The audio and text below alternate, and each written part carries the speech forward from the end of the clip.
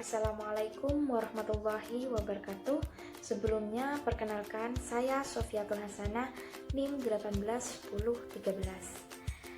Baiklah, di sini saya akan memaparkan materi dari kelompok saya, yakni mengenai pendanaan non-konvensional atau financial engineering.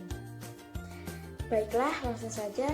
Pendanaan non-konvensional atau yang biasa disebut dengan financial engineering, di mana hal tersebut sudah tidak asing lagi bagi seorang manajer keuangan ataupun bagi para kalangan bisnis. Nah, di mana pendanaan non-konvensional ini merupakan pembiayaan yang diperoleh atau didapat dari kerjasama antara pemerintah dengan stakeholder yang terkait dengan pihak swasta maupun melibatkan masyarakat. Nah, di mana melibatkan masyarakat di sini yang dimaksud itu adalah memanfaatkan swadaya yang ada pada masyarakat.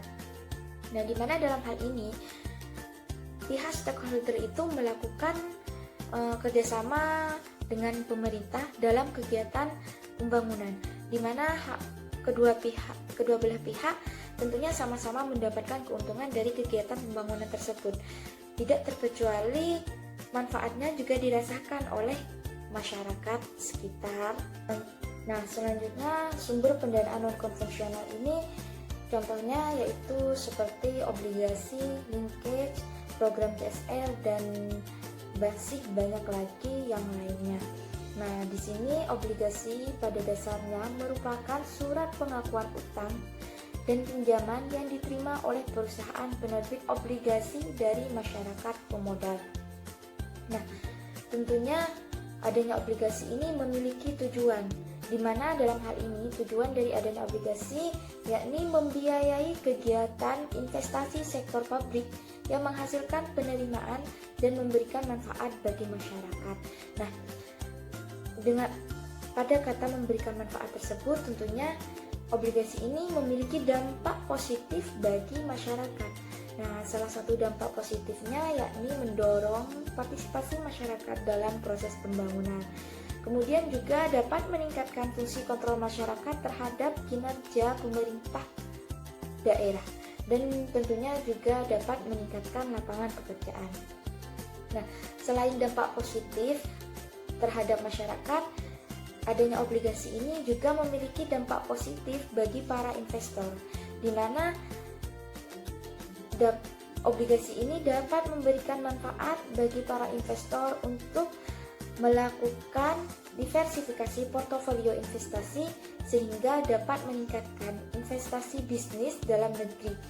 Dan tentunya suatu perusahaan ini juga mampu melebarkan sayap perusahaannya dan tentunya dapat memperluas jaringan perusahaannya. Kemudian yang selanjutnya, salah satu contoh dari pendanaan non-konvensional ini ada linkage, di mana linkage ini merupakan kebijakan pemerintah yang berhubungan atau yang berkaitan dengan pembangunan. Nah, di mana linkage sendiri ini merupakan sistem yang ditawarkan pemerintah kepada pihak swasta untuk membangun suatu sarana prasarana ataupun pembangunan di daerah yang belum terjangkau. Nah, hal tersebut itu merupakan persyaratan bagi para developer sebagai syarat kepada pihak swasta untuk melakukan pembangunan di suatu daerah ataupun wilayah yang lainnya.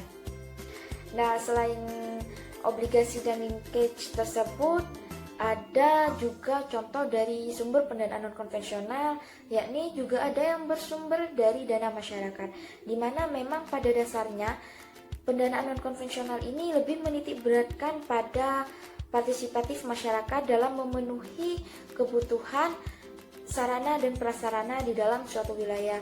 Terlebih lagi, sarana dan prasarana itu juga akan digunakan oleh masyarakat sekitar, dan tentunya yang merasakan dampak atau manfaatnya secara langsung itu adalah masyarakat. Nah, di mana dalam sumber dari dana masyarakat ini contohnya itu seperti swadaya masyarakat. Kemudian pada pembahasan selanjutnya mengenai pendanaan atau pembiayaan non-konvensional atau yang biasa disebut dengan financial engineering ini, yakni mengenai sumber-sumber pembiayaan pembiayaan non-konvensional.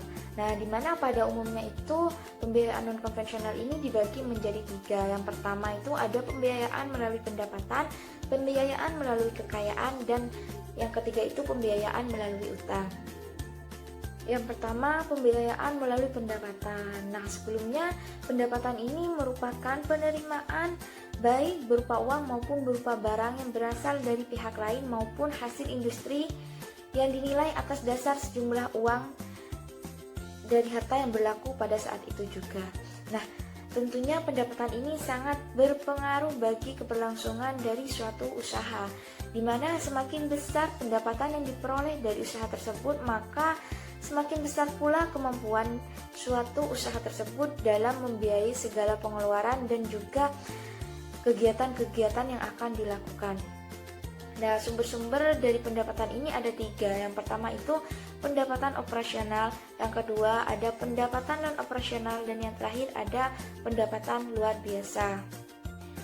Pendapatan operasional, di mana pendapatan operasional ini merupakan pendapatan yang berasal dari aktivitas utama perusahaan. Nah, tentunya pada setiap perusahaan ini memiliki pendapatan operasional yang berbeda-beda karena hal tersebut tergantung pada jenis usaha yang dikelola oleh perusahaan tersebut. Nah, di mana pendapatan operasional ini merupakan pendapatan yang didapat dari penjualan barang ataupun jasa yang diproduksi dari perusahaan tersebut. Kemudian yang kedua, dari pembiayaan melalui pendapatan ini ada pendapatan non-operasional, di mana pendapatan non-operasional ini merupakan pendapatan yang didapat dari faktor eksternal. Nah, yang pertama itu ada pendapatan yang diperoleh dari pengguna aktiva atau sumber ekonomi perusahaan oleh pihak lain. Contohnya itu seperti pendapatan bunga, sewa, dan yang lainnya. Nah, kemudian juga pendapatan dari non-operasional ini diperoleh dari penjualan aktiva di luar barang dagangan. Contohnya ini seperti penjualan surat-surat berharga ataupun penjualan aktiva tak berwujud. Kemudian yang terakhir itu ada pendapatan luar biasa. Nah, pendapatan luar biasa ini merupakan pendapatan yang tak terduga, di mana pendapatan ini jarang sekali terjadi dan tentunya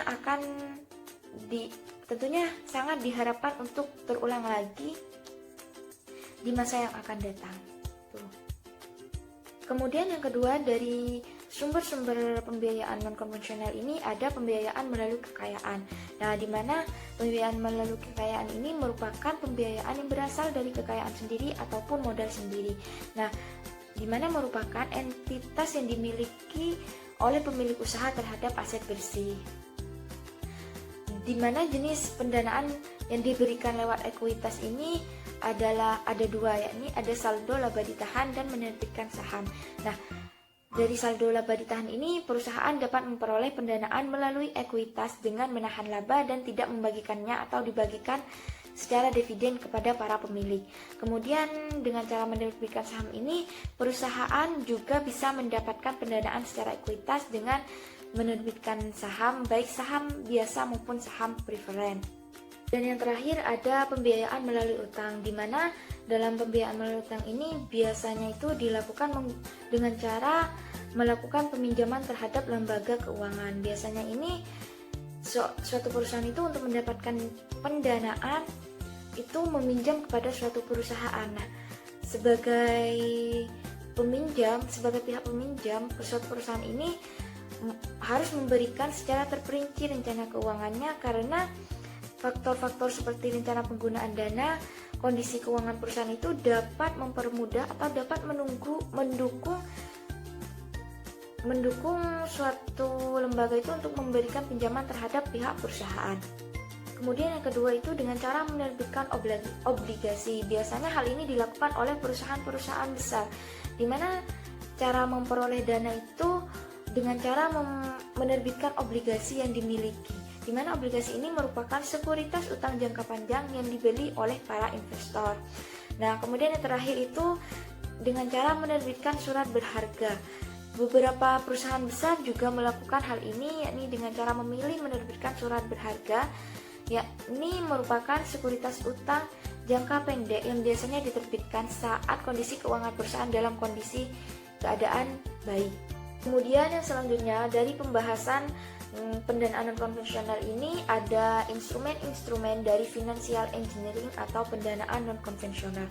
Sebenarnya ada banyak instrumen financial engineering, namun dalam pembahasan ini kelompok saya hanya membahas 3 instrumen saja. Yang pertama itu ada option contract, forward contract, dan future contract. Yang pertama ada option contract, di mana option ini merupakan sebuah kontrak antara dua pihak yang memberikan hak kepada pembeli untuk membeli atau menjual sejumlah underlying aset yang dimilikinya pada harga tertentu. Nah, di mana pengguna dari option ini yaitu ada individu, bisnis swasta, dan institusi keuangan. Dan seseorang melakukan option contract ini dilakukan karena adanya suatu alasan, di mana alasan-alasan tersebut salah satunya yakni adalah manajemen risiko, di mana dengan melakukan option contract ini seseorang maupun institusi keuangan ataupun yang lainnya itu dapat meminimalkan risiko yang ada. Begitu. Kemudian juga adanya keuntungan operasional dari dilakukannya option contract ini, di mana salah satu keuntungan operasional itu ada biaya transaksi yang lebih rendah, kemudian lebih liquid, dan juga kemudian itu ada peluang short selling dan juga pasar efisien. Nah, kemudian yang kedua itu ada future contract, di mana future ini merupakan sebuah kontrak yang memberikan hak dan kewajiban kepada pembeli untuk membeli atau menjual sejumlah underlying. Artinya sama seperti option contract. Namun future contract ini terstandarisasi, oleh karena itu diperdagangkan di pasar bursa. Yang ketiga ada forward contract, di mana transaksi forward ini adalah suatu transaksi atau kontrak pembelian ataupun penjualan suatu valuta asing, di mana harga yang ditentukan sekarang atau pada tanggal kontrak. Nah, transaksi forward ini dapat dilakukan untuk jangka waktu 1 minggu sampai dengan jangka waktu 1 tahun. Kemudian terdapat orang-orang yang perlu memahami pendanaan usaha non-konvensional ini. Yang pertama itu ada pelaku bisnis. Nah, tentunya pelaku bisnis ini harus memahami ataupun mengetahui apa yang dimaksud dengan financial engineering, dan juga harus tahu bagaimana penerapan teknik-teknik dari financial engineering ini. Nah, karena dengan pelaku bisnis mampu memahami financial engineering ini, maka keberlangsungan hidup perusahaannya itu akan berlangsung lebih baik dan juga akan berlangsung lebih lama. Dan juga itu akan terhindar dari kecurangan yang mungkin dilakukan oleh para rekan bisnisnya, pesaingnya ataupun oleh yang lainnya. Kemudian yang kedua itu yang perlu memahami pendanaan usaha non konvensional itu ada direktur. Nah, seperti yang kita tahu itu sesuai dengan tugasnya itu direktur ini secara umum memimpin perusahaan dengan menerbitkan atau membuat kebijakan-kebijakan terhadap perusahaan. Nah, untuk itu sangat perlu seorang direktur ini memahami financial engineering sehingga dapat menjalankan tugasnya dengan baik. Nah, kemudian ada komisaris perusahaan. Nah, sangat penting sekali untuk komisaris perusahaan ini memahami dan mengetahui mengenai financial engineering agar tidak mudah dicurangi oleh orang yang diberi amanat dalam menjalankan perusahaan. Dan yang terakhir itu ada direktur keuangan. Nah, di mana sangat jelas sekali direktur keuangan ini harus mampu memahami pendanaan non konvensional atau financial engineering, karena sesuai dengan tugasnya seorang direktur keuangan ini tentunya berhubungan ataupun selalu berhubungan dengan keuangan, di mana dalam hal tersebut itu membuat, menyusun dan menganalisis laporan keuangan dari suatu perusahaan. Nah, jadinya memahami financial engineering ini tentunya sangat penting, karena dengan memahaminya itu akan memberikan kemudahan dalam melaksanakan tugas-tugas dari direktur keuangan. Kemudian ada peran financial engineering dalam meningkatkan nilai perusahaan. Nah, di mana pendekatan financial engineering ini dengan mengoptimalkan instrumen keuangan itu dapat digunakan untuk meningkatkan nilai perusahaan. Nah, hal tersebut dapat dilakukan dengan cara yang pertama itu dengan cara political will. Nah, kondisi ini secara mutlak dilakukan untuk menciptakan nilai pada perusahaan. Nah, pendekatan financial engineering ini sangat memerlukan tindakan yang kreatif, inovatif, dan integratif dari dewan direksi perusahaan. Nah, kemudian yang kedua itu ada pendekatan financial engineering pada kebijakan peningkatan nilai perusahaan tersebut dengan metode non-IPO dapat optimal harus mendapat dukungan dari sistem keuangan yang kuat. Nah, pendekatan financial engineering ini dapat menjadi analisis yang penting karena dapat mengakomodasikan berbagai bidang ekonomi dan manajemen keuangan.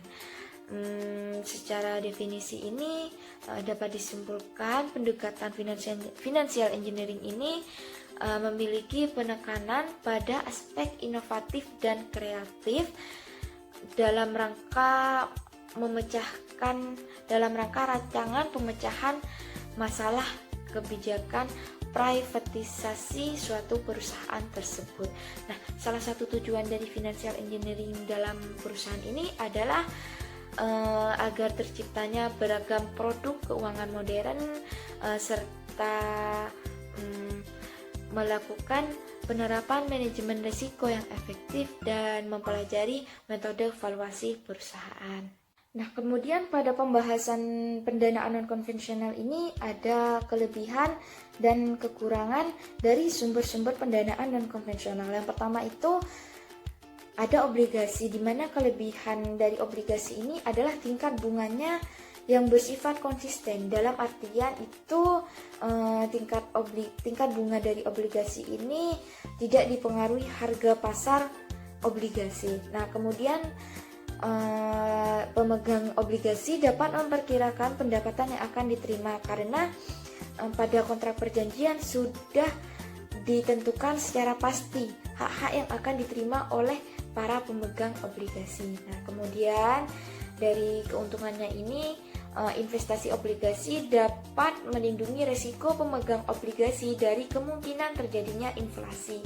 Dan yang terakhir itu, obligasi dapat digunakan sebagai agunan kredit dan untuk membeli instrumen aktiva lainnya. Kemudian kekurangan dari obligasi ini adalah yang pertama itu tingkat bunganya. Nah, di mana tingkat bunga pada pasar keuangan dengan harga obligasi ini mempunyai hubungan negatif. Dengan artian itu, apabila harga obligasi naik, maka tingkat bunga itu akan turun dan begitupun terjadi sebaliknya. Nah, kemudian kekurangan yang kedua itu obligasi ini merupakan instrumen keuangan yang sangat konservatif sehingga menghasilkan yield yang cukup baik dengan risiko yang rendah. Kemudian tingkat likuidasi obligasi ini rendah. Hal itu dikarenakan karena pergerakan harga obligasi, khususnya apabila harga obligasi menurun. Kemudian kekurangan selanjutnya itu ada risiko penarikan dan juga ada risiko kecurangan, di mana apabila perusahaan penerbit mempunyai masalah likuiditas dan tidak mampu melunasi kewajibannya ataupun mengalami kebangkrutan, maka pemegang obligasi itu akan terkena dampaknya juga, akan mendapat kerugian juga gitu. Kan kelemahan dan kekurangan dari sumber-sumber pendanaan yang kedua, sumber-sumber pendanaan konvensional yang kedua itu ada linkage, di mana kelebihan dari linkage ini adalah kebijakan pemerintah yang berupa perbandingan untuk pembangunan rumah mewah, di mana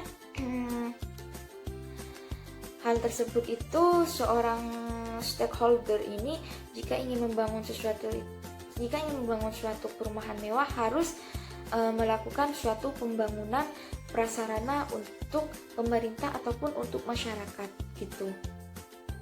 Kemudian kekurangannya ini dari linkage ini adalah pada aspek peraturan yang tersebar dalam berbagai aturan. dan khususnya bagi lembaga keuangan syariah terdapat pula kendala berkaitan dengan kesesuaian dengan ketentuan syariah. Kemudian yang terakhir itu ada Public Private Partnership atau PPP, di mana Public Private Partnership ini adalah skema penyediaan infrastruktur publik yang melibatkan peran pihak swasta. Di mana kelebihan dari Public Private Partnership ini adalah jika penerapannya sesuai dengan konsepnya, yaitu dapat membuat modal investasi terhadap suatu proyek menjadi rendah karena adanya peran pihak swasta di dalamnya. Nah, kemudian kekurangan dari Public Private Partnership ini adalah jika konsep dari Public Private Partnership ini tidak dilaksanakan dengan baik atau tidak sesuai, hal ini akan berdampak kepada sistem keuangan dari pemerintah pusat ataupun pemerintah daerah. Baik, terima kasih. Mungkin hanya itu yang dapat saya sampaikan dari pemaparan mengenai pendanaan non-konvensional. Kurang lebihnya mohon maaf. Wassalamualaikum warahmatullahi wabarakatuh.